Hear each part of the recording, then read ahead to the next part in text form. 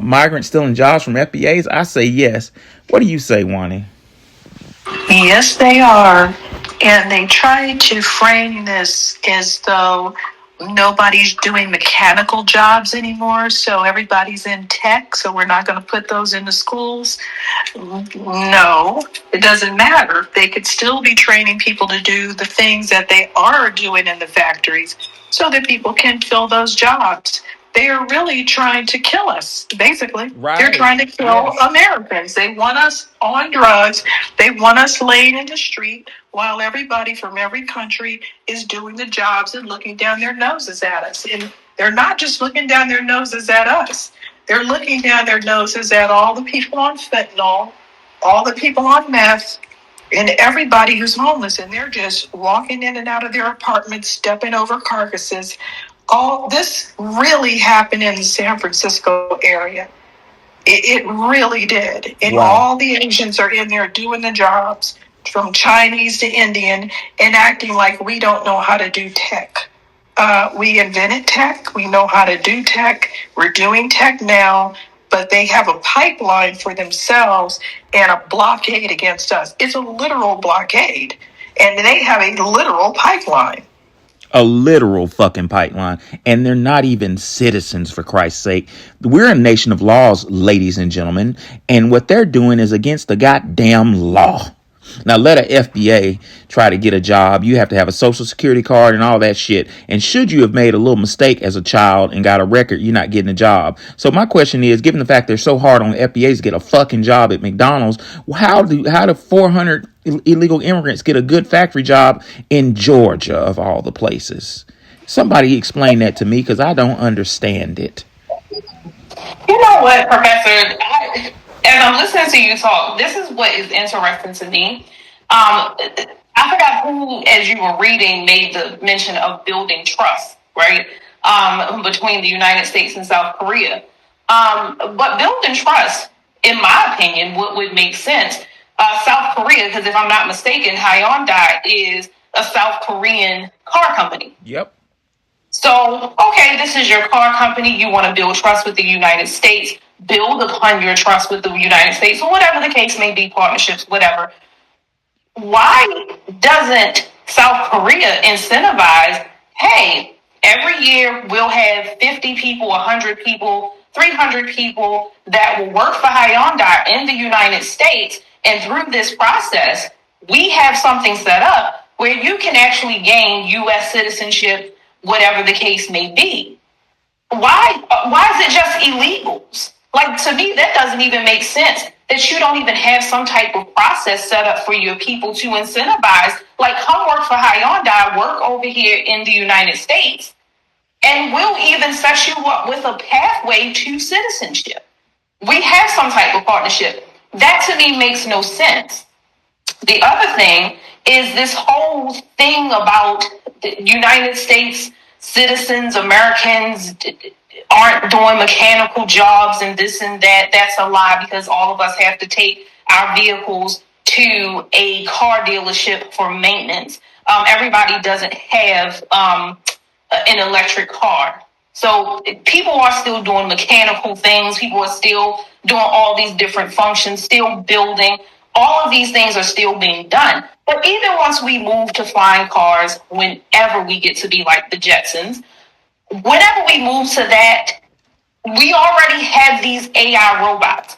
Who's going to fix the robots for us? Who's going to do all of those mechanical things? Going into the future, there are still going to be machines that still need to be fixed, unless you have the machines fixing themselves. Now, if that's the direction they're going, okay, fine, so be it. But I don't think that there will ever be a point where there will never be a need for a person to ever tinker and do mechanical things ever. Last point to Wani's point about wanting us to be out here in the streets, laid out on drugs, bagging and bumming. So today I'm driving to work. Imagine, go figure. I'm driving to work, and I see, like right in the island in the middle of the street, where some bums like to hang out. Some people are truly homeless, some are not. I say that because I see these two white men sitting in the island, and nothing chaps my ass, assless chaps, than seeing white people begging for money. Because I'm like that. You are just not taking any advantage of your whiteness at this point. How did you end up being a bum? But whatever. I see these two white men. The white man is standing with a cardboard sign that says anything green. Not something for my family, nothing about being a homeless veteran, nothing. The cardboard sign literally said anything green. And I watched some woman in the vehicle in front of me actually give him some tax-free money that I'm sure she probably had to pay taxes on, but he now doesn't. It'll never be me. It will never be me. Right. Let's talk.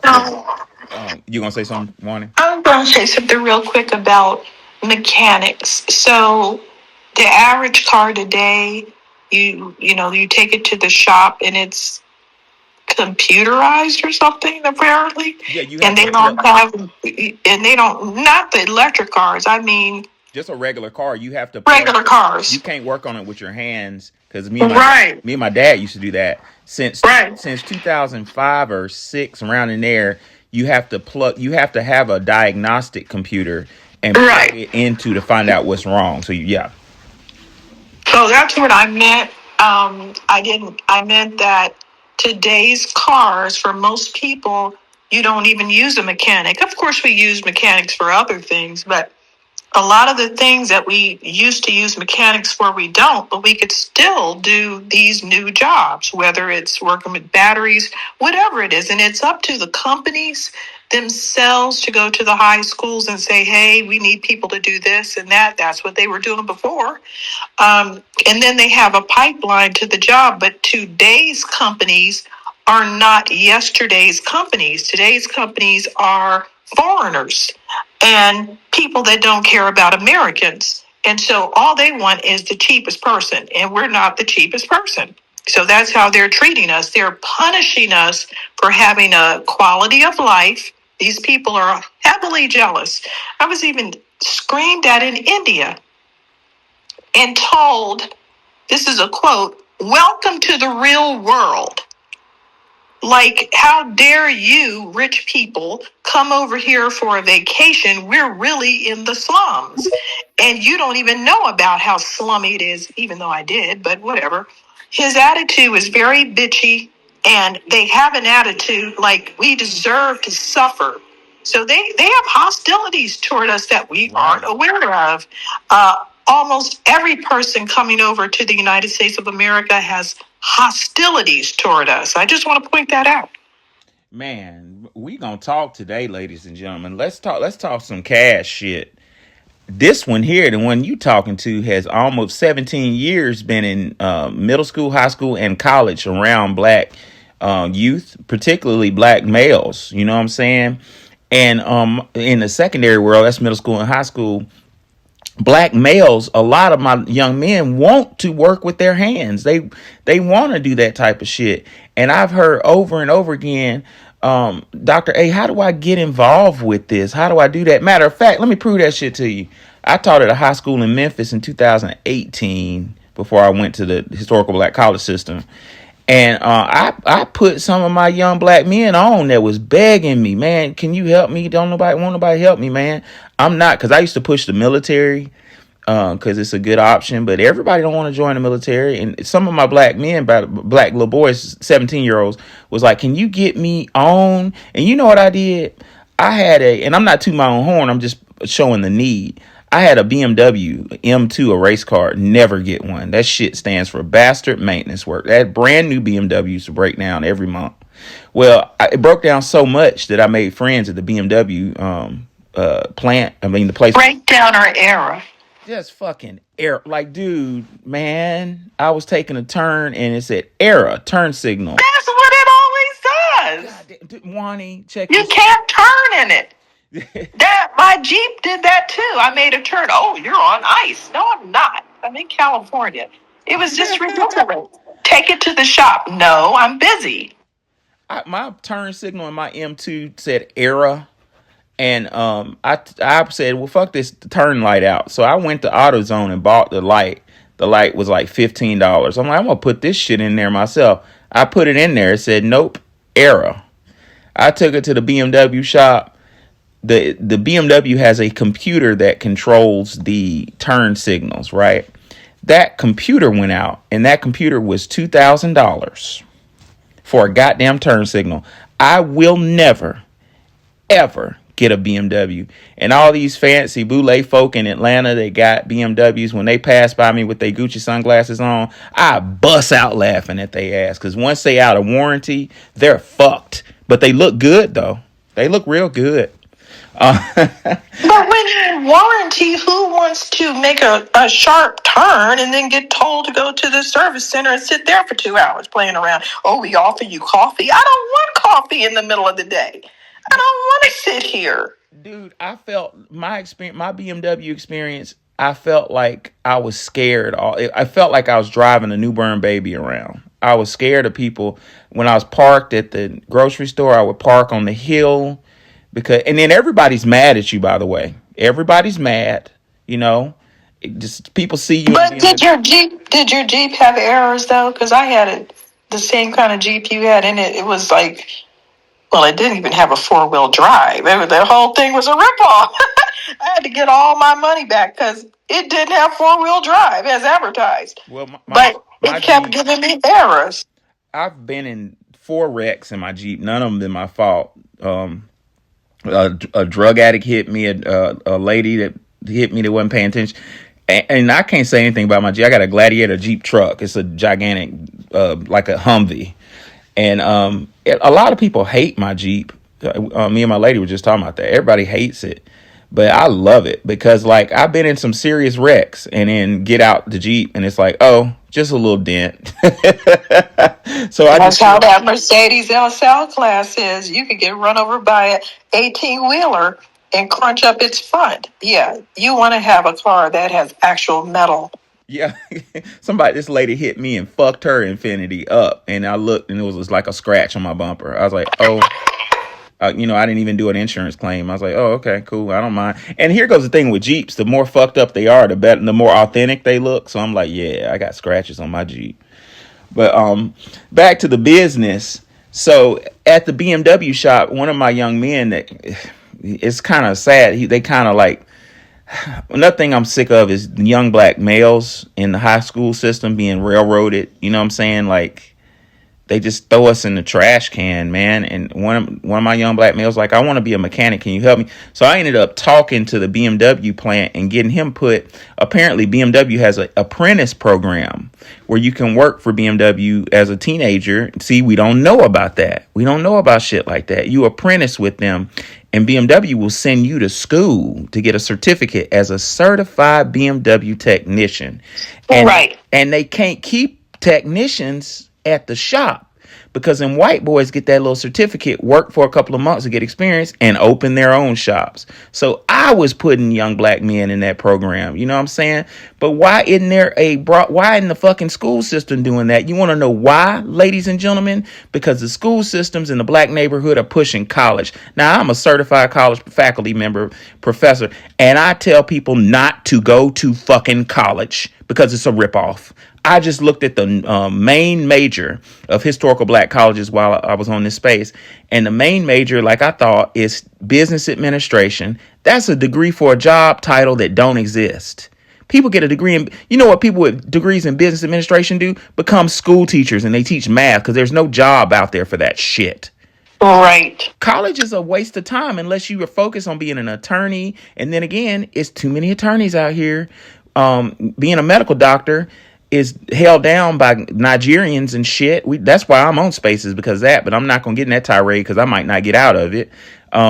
Engineering is dominated by Indians and white boys. What I'm trying to say is getting into engineering, medicine, nursing's even becoming competitive. Yeah, like STEM programs altogether. Yes, STEM We always have these nursing trends while it used to be all Caribbean nurses from here to the UK, even to the point where they were in their comedy routines. Then it got to be Filipino nurses. So they have these trends. Yeah, school. Oh, what we were going to Go say ahead. though, these companies used to partner with high schools, but like you were saying, these high schools are not being asked to get American students. They're having other they have other options, and the options are lower pay people. That's why our schools don't have any of these pipeline programs. They just really don't have them. And you got these damn teachers and administrators pushing go to college. Even some of these schools, these high schools, brag on we have 100% college acceptance rate. So what? Ladies and gentlemen, in the Jumbotron, I put Maslow's hierarchy of needs. And let's talk about that shit right quick. Maslow had it right. At the bottom, your basic need is physiological: air, food, water, shelter, clothing, and sleep. Right? Right above that, you need health, employment, property, family, and social ability. Look at employment. What we're dealing with in the black community is we're being froze out of the second stage. Really, I could argue the first stage, because our food, I know Juan is going to disagree with me, but our food is not readily available. Nutritious food is not readily available. You can get it, but it's not readily available. You got those food deserts. Yeah. Right. And me and Juan No fight such over that. thing. Me No and Wani such fight over. thing. We're gonna fight over it. You got Walmart, Target, all these places will deliver your food, or you can drive Well, and pick it up. Well, and I'll say too, real quick, Professor, is that I kind of, and I don't know if one is coming from this, but just because of food desert doesn't mean you can't grow something in the desert. So I think that's probably where an argument could be set on that, where you have people that they grow. I know people that grow gardens in their patio, in their house. There's ways around that. So, and then you have, and then you have the co-op. Hold on, stop right there. Let's address that. Okay. Places like California was first, and Tennessee are stop. And I know this for a fact because I researched the law, because I had an apartment in Memphis, and they stopped me. I grow shit. I was growing watermelon, all kind of shit, and eat. We were eating it, growing corn, and they stopped it. So a lot of places are putting legislation to keep you from growing that. But I'm not gonna get caught in the minutia. Okay. So let's yield to Wani. You can order food. You can order food. So let's eliminate that. Sleep. Yeah, it's just an old statement about food deserts that's based on how close the grocery store is to your house. I don't even go to I don't even know where the grocery store is, because I just order it from Amazon, Walmart, Target, or wherever. It doesn't matter. And if you agree to sign up with them, you don't even have to pay for delivery. So I can't understand how you could say there is a food desert. I think the desert is people just want to eat things that they want to eat, and then they want to, it's convenient. So I'll say this. So I am willing to challenge Wani on this. I'm willing to challenge her on this, because in Baltimore City in particular, we used to have supermarkets in our communities. And one thing I did not know, for anybody that lived in Baltimore City and remember, it was a supermarket called Stop Shop and Save and Super Pride, I didn't know those were owned by Black folk. So not only did we have supermarkets throughout Baltimore City, we had supermarkets that were owned by Black folk, and they were in our Black communities. So one of the historically Black communities is Sandtown, Winchester. So we did have those types of supermarkets, like for instance, Super Pride. For anybody that's West Baltimore, Sandtown, you know. At a point, Super Pride closed down. Okay, fine. So people would go to places like Stop Shop and Save, Mondawmin Mall. Mondawmin had Stop Shop and Save inside the mall. And then inside the parking lot, which is real weird, where they would have a Murray Steakhouse. So people that are from Baltimore City, from DC, DMV area, you know about Murray Steakhouse. These were all, see my air quotes, grocery stores, markets, whatever you want to call them, because I never know the difference between the two. But they had them in the inner city. And eventually, they started to close down Stop Shop and Saves. They started to close down the Murrays. So people that live in Sandtown, Winchester specifically, there is no Walmart near Sandtown, Winchester.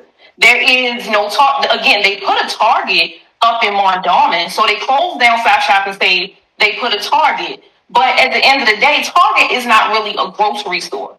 So they have like a grocery store at Mondawmin, but it's like they've taken things out of the community, so it makes it harder. They even had the same situation happen in a part of Baltimore City called Emerson Village. They closed down the supermarkets, like they had a giant up there that was like a staple. They closed it down. So you have like older people that, for whatever reason, they might not have the subscriptions or whatever the case may be to be able to buy stuff. So people were like, well, maybe we could set up like a van service to take these people out into Baltimore County, because like that's like the next closest area that had like a Sam's Club and had some of the biggest supermarkets, so you could drive those people over the county line. So depending on the city, like I said, Baltimore City, we had our own stuff and they just shut everything down. And so a lot of people really, I'm learning about the history of Baltimore City and what we really owned in the city. We owned a lot and they shut it down. And so, Are you sure they shut it down or the people just didn't sell and retire? so I don't know the story behind Stop Shop and Save and Super Pride, and it could have been one of those things because they had those markets were open for a long time. I would have to go back and see the story behind why Stop Shop and Save and Super Pride closed down. But even like Murray's Steakhouse, Murray's was a chain that is known between Baltimore, DC, and the DMV. Like you can ask anybody in those two regions, and people know about it, but I don't. I'm assuming that they closed those small chains down. They say that it closed in 2014 because declining sales and increased competition from other major grocery stores, which is why most of these privately owned stores close. I mean, we used to have mom and pop white stores, remember? They closed too. They don't have mom and pop. They put everybody out of business. Right. And I will say this, 2014, you also have to account for gentrification. A lot of white people coming into the area, so they want to give you the Weiss and the Wegmans and the this and the that. And people want to go to these, what they feel are these boutique markets and things like that. But they can buy roses, but also get a sliced ham, whatever the case. And so the demographics of the city is changing too. And so when they're saying decline in sales, these gentrifiers are not going to come into inner city Baltimore. They're not going to go up to Mondawmin to go shop at Murray's. That's what we do. The gentrifiers wasn't going to do that. So I do think, yeah, there was definitely decline in sales because also the demographics of the city was changing. But again, I can't like speak with whole authority on it, but I have seen how places turn into deserts. I can see how people but they replaced it with other stores, so it's not a desert. They did. Someone tell me about your area and the food desert. The reason I'm so angry is because I've been a vegan since I was a teenager, and my dream store was to go to Whole Foods Market, and my mother would say, it's too expensive and blah, blah, blah. And I said, well, I'm just going to get my own money and go to Whole Foods Market and get the food I want. I don't care what you're doing. I just ignored her till she came around. But I realized that while people were telling me that the groceries were too high, they were buying cigarettes and crack. Yeah, I never heard anyone complain about crack or going to get crack. They always found a way to get a ride. Isn't that interesting? People just don't prioritize food. They just, I don't know what it is. I agree. I agree with that, Wani. But it's not mutually exclusive. And I'm not making it because I'm not going to call any family members out. I'm not going to call any of my family members out on public venue. But I'm not. Nope. I just said my mother smoked. No, I can't. Bought packs of cigarettes, but didn't want to take me to Whole Foods Market. I had a family member that was very close that when we were in the projects, this family member always had money for cigarettes and beer, but we never had any food. So I get it, Wani. But from a psychological, and I'm not caping for my parent or your parent, But if you look at Maslow's hierarchy of needs, this is more sinister than we're giving credit. It fits into the psychological environment. Human beings get fucked up on substance to forget about how fucked up their circumstances is. And that's not okay. But it's human psychology. That's where you see how not having Maslow's hierarchy of needs being fulfilled leads to drug abuse. That's, ladies and gentlemen, why you see a goddamn liquor store on every corner in low socioeconomic status black neighborhoods. How they got money for alcohol expensive as fuck. How do you got money for alcohol and you're not paying your bills? Well, you're getting drunk on alcohol to forget the fact that you don't have enough money to pay your bills. It's a vicious cycle that was done intentionally. My point of bringing all this up is the second stage, the part of the foundation of being a fruitful, happy human being in America, in the world really, is having employment. And our kids, what nobody's saying, what I will scream from the fucking mountaintops, is our kids are kept from that fundamental. And you know what? Let me be real fair about this. White children too. Yes. White children as well. Not so much as us, because when white America gets a cold, we get pneumonia. But white children and foundational black American children are being kept from viable employment.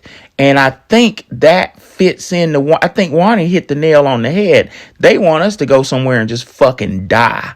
Or even more plausible, if history repeats itself. Mark Twain said history don't repeats itself, it rhymes. But let me tell y'all of a familiar fucking rhyme.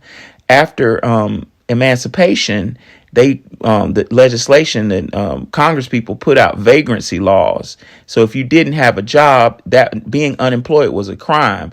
I bet you in a little while, when unemployment gets super up.